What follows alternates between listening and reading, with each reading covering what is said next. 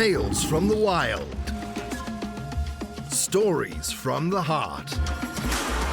A journey into the mind and soul of fired-up business professionals where they share their vision for the future. And hear from a different non-profit organization every month as they create awareness of their goals and their needs. Dive into a world of untamed passion as we join our host, Shireen Buerta, for this month's episode of Friends from Wild Places. That's amazing. That's amazing. And serving your community as a, female-owned funeral home, offering both traditional and non-traditional options. How has your journey in funeral service been? For example, do you see any trends? Do you see any interesting things that you could share with our listeners? Because most of our listeners are not in the funeral professions, so this is new for many of them.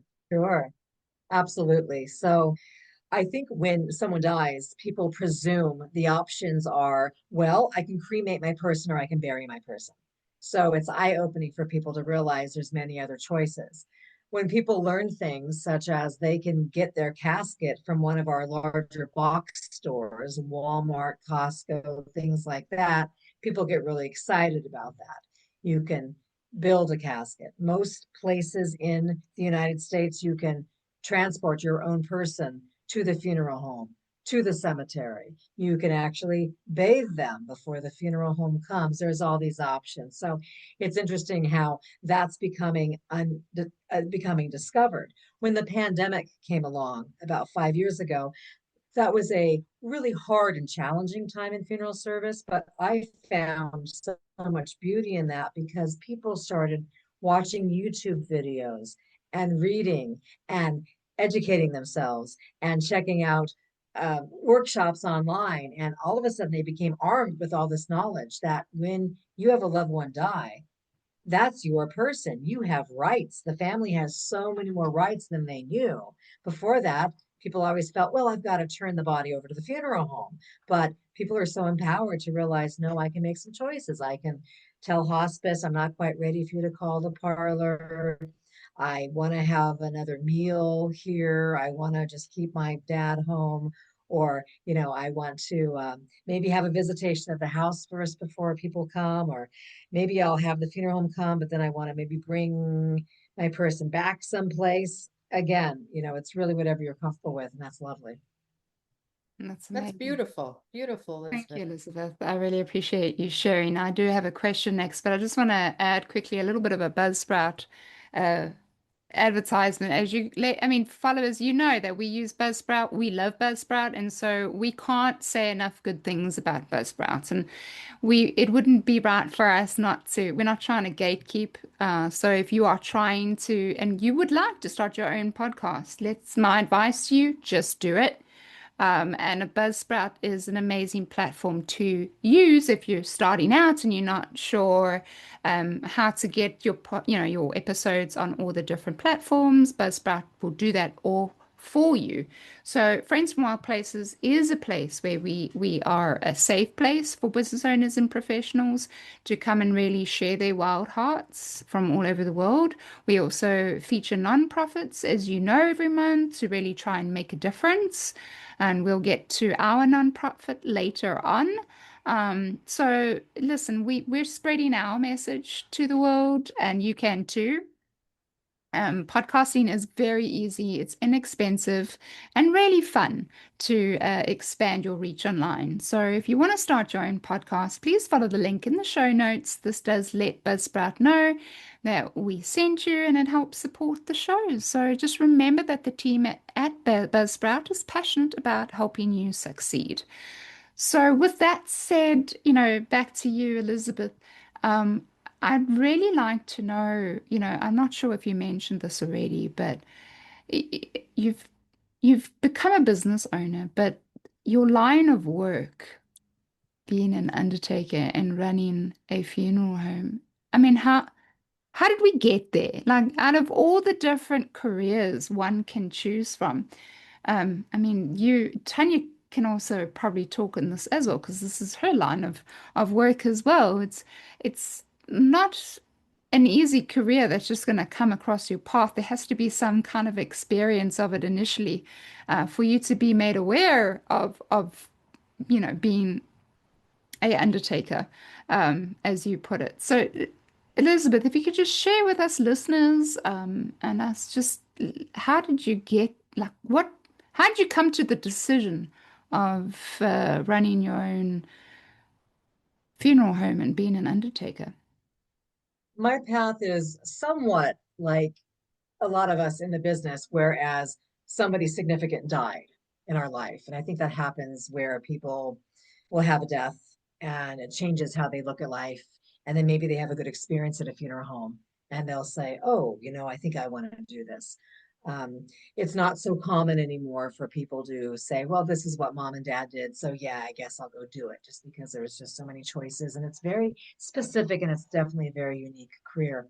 So when I was little, I had a very ill mother. Even though we moved to Portland, the illness still continued. She was very sick. My father's parents lived with us. They were elderly, and her and them, they all passed away within a very short period of time. So being the kid in the house where there's a lot of deaths, and I was going to the Catholic school at that time in the Catholic Church and in a smaller community. And, the priest is always giving blessings at the school for the family or in the church setting or coming to the house. And there's always going to be a rosary or a vigil or a mass. And so, it was just, we had a deathly household there, a lot of funerals, burials, all that. So that changed my path and shaped things, because then kids would seek me out if maybe their hamster died or grandma was sick, or maybe they thought something was happening. So you kind of become that go-to person for death and dying and grief, because most kids, when they're 8, 10, 12, don't really have that. And we certainly didn't have YouTube or all these other Instagram places you could go. You just kind of, find the person in the classroom who you think you can talk to, or on the playground. So my walk became different that way. I would be presiding over the cat funerals in the neighborhood. And then to get through my own grief, I would do things. My brother had a bunch of Hot Wheel cars. And so I found myself lining them up and making a funeral procession, or I would have my Barbies dressed up and they were going to a funeral. And I was definitely a blonde, sparkly, fun girl. So I never got really dark and macabre, but I had to work through and process my own grief too. I also would go visit the cemetery down the street where all my family members were buried. And I would spend time and ride my bike and hang out there. And it was very comforting to me. And I would stand and talk to my mom's headstone. And I did that really for many years, until probably I was about, 40. I would find myself doing that all the time and going and having those conversations. And that's how I had a relationship with a mom. So it started from there. I was going to go to mortuary college. My dad said, honey, this is a phase. Well, here we are all these years later. And I worked for corporate funeral homes and for the Catholic Church, and had many funeral jobs throughout, and loved working at different cemeteries, and it was great, but something was missing for me. And when I had the blessing and the opportunity of this little parlor in the middle of nowhere that needed someone to run it because it was going to close, I just jumped at the opportunity, and I'm so glad I did, because it wasn't one of those ta-da moments. It was a barn with a leaking roof that only had one person die a month. The person who owned it really couldn't pay me. I mean, I wasn't stepping into something glamorous or a turnkey, as you would say. Everyone in my life said, you are crazy. This is not a choice. What are you doing? But I thought to myself, well, I am in my late 30s, a female. The chance of owning my own funeral home is probably not going to happen. And so when I took this funeral home over, I was the very first woman in Oregon who owned a funeral home on her own without her husband, dad, something like that. And we just kept going and going and going. And now here we are, and I'm the Green Reaper, the Undertaker of Boring, Oregon. And it's been a just joyous, lovely unfolding. I've met wonderful people like Dr. T, that I can speak to her class and teach mortuary students and talk to them and answer questions and hopefully be very unassuming and hopefully be very realistic about it, because again, the funeral world is whatever it is. And ultimately, our goal isn't to be comfortable. Our goal is to help people and to be there and be that light. And, silence is golden. Mhm. Wow. Elizabeth, amazing that I never knew that about the pets, that you were the pet funeral director, even and as a youngster, right, with the hamsters and the cats and things. Do you ever offer pet services for families who want pet funerals at your funeral home or not? So as you know, in the United States, pet funeral home, people funeral home, two separate things. We don't use the same crematory, but I do have a chapel. And if somebody wants to have their little puppy wrapped in a blanket or a casket or something, sure, I can definitely offer to have people in to do that. I can't process the animal in the sense where I don't embalm it, I don't cremate it. People are welcome to use the space. I also have a lot of smaller urns, and people will stop by and they will want something for their cat, and people will come in and buy um, little urns for what have you. I've had somebody once who wanted to have little containers for their goldfish. I mean, it really just depends on whatever somebody wants to do. So happy to assist. And then people will call because they'll have like their horse die, but we can't really render a horse. We really can't bury a horse. You can bury that on private property. I can give you the number of somebody who has a backhoe, but you're right. I'm not step by step involved in that, because again, I've got to keep my burial and my cremation and my um, water cremation and my composting all with humans. Wow, that is that is so cool. It's actually really interesting. I think this whole uh, line of work is quite interesting, and I'm always so when Tanya talks about it, I'm always so glued and listening in because I do. I think it's so interesting. You know, Elizabeth, on this journey that you've been on for so long, what would you say would have been one of the biggest struggles you've faced during this time? And could you share what that was and how you were able to get past it, and also a lesson that you've possibly learned from it? Interesting. Okay, I can give that to you two ways. One is with families. I think the hardest part and the struggle is of the preconceived expectations. A lot of families feel if mom dies, then you're coming, you're cremating them, they can pop into the funeral home in 3 hours and they're ready to pick up mom. And then you have to say, oh gosh, I'm sorry, we still need to type a death certificate. There's a cremation authorization to sign. And there's some steps that go into this. And where that can register for a family, oh, okay, I guess, yeah, you have to do a couple things. They're also very heartbroken because they thought, well, wait a second. I thought that I called the funeral home and that was it. Everything was taken care of. And then mom's ready. So things like that happen that I think are just, it's a hardship for families, and have to kind of undo what they were telling everybody was going to happen for themselves. That's a tricky one. Um, for me personally, one hard piece I had was when my father died. We were very, very close, and I was his funeral director.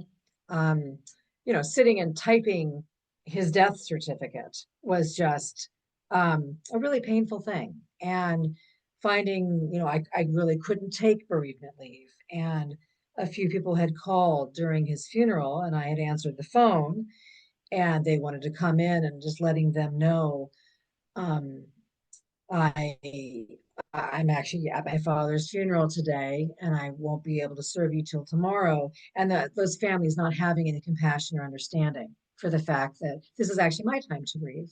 And that was hard, because I feel like I give my life to this job and I give 110%. So personally, those were some hard times where I wasn't given the grace just to say, hey, this girl's daddy died. Let's just give her a moment here. She's still answering the phone. She's still doing the work. She's still making appointments, but let's just give her some grace. So that was, I think, personally, probably the hardest time for me in this job. Um, but funeral industry is interesting. I think a lot of funeral directors get a bad rap. I think the funeral directors are sometimes seen as people who are just here to capitalize on your grief and your loss and sell you expensive things. And I've met a lot of really fine, wonderful humans in funeral service who have had a loss, or they are doing this job because they want to have a ministry, or they feel that they want to give, they want to be a servant, they have a servant's heart, and they want to be able to help, and it makes them feel good. So it's a very, very interesting profession. You can say that again. Wow. Yeah, Oh, yeah. Elizabeth, you've written a book. Would you like to share with the listeners a little bit more about your book and how it impacted your life and those around you? Yeah, absolutely. So I have written three. There's two that I don't talk as much about. They're memoirs. When I was 35, I had an engagement and it broke off, and I was then 36 and thought, well, I'm marriage minded. I want to have a child. Chop, chop. Better get going here. So I put together a list of what I wanted, and I gave it to friends and said, I would love blind dates. I would love them to fit into this. I don't want just another date. I just don't want another boyfriend. I've got to find the one. So I would tell my father about every first date and talk about, the book the guy was reading, whatever we would do. And after 10 dates, my said, honey, you should write this down. This is pretty fascinating. And then as time went on, I said, honey, you should really write a book. This is great. So my first memoir is called All Men Are Cremated Equal, my 77 blind dates. I did, in fact, have 77 blind dates in 1 year, and I actually did get married. So, and I'm still married. So I'm glad that worked out. Glad that worked. Um, then I wrote Wait, we got another questions. book Wait a minute, called Elizabeth. The Hold Group. on, hold on, hold on. Hold on. We got a question. We got a question. 77 blind dates. I can't. Yeah, 77. yeah. 77. I had a So, list of 10 points of criteria. Yeah. so can you just summarize for all the single folks out there listening? Like, what was your experience with 77 blind dates? I mean, was it good? Was it negative? Can you summarize that for us? Yeah, yeah. Thanks for asking. I'm going to say people are fascinating. I met nice people. They weren't for me, but they were fine. In the beginning, it was really exciting. I would get excited. I would, spend time on the hair. I'd be really into it. I'd share with friends. And probably about blind date 15, I started wearing the same outfit. I started meeting people directly after work. A lot of guys I have found were not very creative. Starbucks seemed like a good place. That's a, kind of a coffee thing we go to in America. And I really had a hard time meeting somebody at a Starbucks because I'm a romantic. And I thought, what if it worked out? That I'm always going to have to say, our first date was at a Starbucks. And something about that just didn't feel good to me. I wanted something a little bit more like, we met at the pyramid at the Egyptian Museum, and we were, talking about the Pleiades, but something like that would be a little more fascinating. A lot of these people I passed on to other friends. I would just think this guy isn't for me. What I liked about having a list of criteria is we had the ethics, the morals, the values. A lot of that was hammered out because I didn't want to go through the whole getting to know you and then take several dates. I really didn't have time. It was chop chop. I really wanted to not go out with everybody's uncle, cousin, plumber, neighbor. I want to really have them. And people did a really lovely job finding people, but you also have to have chemistry. You also have to have interest. There's got to be a spark. So I'm going to say it was positive. I would not go through that slog again. If I was a single person, I don't even know if I would date again. And nothing against those 77 people. Glad I did it, but I also was 36 years old and had a lot more energy and gumption. And it just sounds exhausting thinking about it now. Wow. All right. So let me ask you two questions on that. A, what number was your husband? Was he 77 or was he or higher up on the ladder? Where was he in the mix? So that's a great question. He was actually the cremator in the funeral home where I worked. I referred to him as Creepy McCreeperson. I didn't like him. He was from New Jersey. He wore a leather jacket. He chewed tobacco. He was younger than me. And he'd always kind of skulk around and ask about my blind dates. And I thought, kid, you're annoying. Get out of here. Well, little did I know, after my 77th blind date, I went to go celebrate with a beer and a taco. And as I was walking out of this wonderful place on a Friday night in Portland, it was called the Hungry Skeleton, by the way, Laka Laka Komalina. As I was walking out of there, a little female voice in my head said, "Call Michael Potts." And I looked around because I figured it was somebody I worked with, somebody was messing with me. It was my mother's voice saying, "Call this guy." I called him on the phone and he said, "I can't believe you're calling me." And I said, "Yeah, me either." And we ended up meeting down the street. And when I saw him, I thought, wow, you're taller and cuter than I remember. And we ended up talking 8 hours that night. And then we had a date the next night. And then about, I don't know, a year later, we got engaged and there you go. So, life is funny like that, isn't it? This guy who I saw as this just nuisance, I just realized he had all the points on the criteria list except the age. He didn't meet the age. I thought, 9 out of 10, not too shabby. And yeah, Wow. 19 years later, all good. So he was, I guess, I don't know, 77 plus, maybe he was 78. I don't know. So hearing you correctly, so the actual official date was it?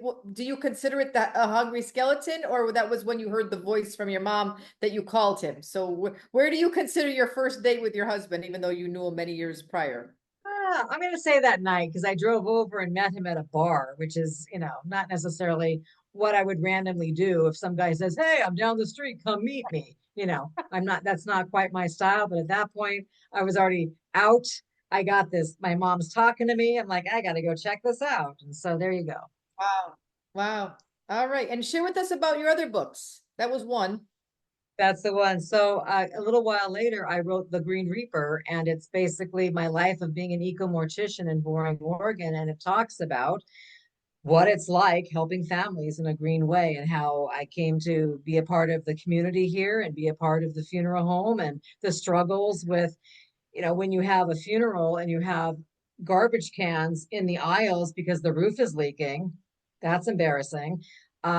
Also got married, had a baby, and then I brought the baby to work with me for the first 2 years. So I'm having to breastfeed while I'm answering the phone. And we don't have family around here. It was a lot of trying to figure it out. And then every time we went to the medical examiner, the kid would dress up like a princess and go, dance around, and just like all how life looks when you are a mom and pop trying to run this small business and make it happen. And then, there's a child in the mix, and then, all the things. And it was interesting at that point too, because that's when people were needing a lot of burials in their yards. And what does it look like when you're holding a workshop where somebody's building a casket or having bereavement yoga in your chapel? So I thought, wow, this is again, my father said, so this is some good stuff. You got to get it out there. So because of him, I wrote another book about my life. I thought at one point, okay, this is really ostentatious. I have two memoirs and I'm, in my early 40s. This is ridiculous. So anyway, so the Green Burial Guidebook is the one that probably I'm most known for. And that is a guidebook where it says, this is how you dig a grave. This is how you have a green burial. This is the anthropology of it, the history, the culture. This is how you do it. This is where things are going. This is where you can do it. This is why people do it. This is what it feels like. This is what it looks like. And it's a guidebook in many libraries and all over the place. And it's a good checklists are in there, and it really teaches people, if you want to have a home funeral, how do you do it? If you want to find cemeteries in your area, where do you look? And it's all there. Mm. Wow. Are your books on Amazon? Can they get them on Amazon? Yeah. Oh, lovely. Oh, you heard And it. I suggest to people, get it from your local library or get it used. You don't have to cut down a tree to read the material. Oh, well, oh, there you have it. Okay, listeners, you heard it. Let me just say, go out, get it, do it, and read it. The Green Burial Guidebook. I think it's quite an interesting book. I mean, even if you know nothing about the line of work, I think it'll just be interesting read anyway. Those are the kind of real things that we don't deal with every day, but we actually deal with it when family members pass away, and um, if you've experienced that, you understand all the pressure and the stress that goes in it, especially if it's a parent and there's other siblings involved. If there's a will left behind, if there's no will left behind, what goes into preparing, who does what, where does, where the whole thing. I think it'd be quite interesting to read Elizabeth's book, The Green Burial Guidebook. Go get it now. Thank you, Elizabeth. I think that's really interesting. Tune in next week for part 3 of Friends from Wild Places. You've been listening to Friends from Wild Places with Shireen Bueta. Be sure to subscribe to the podcast from the links to catch every episode and unleash your passion.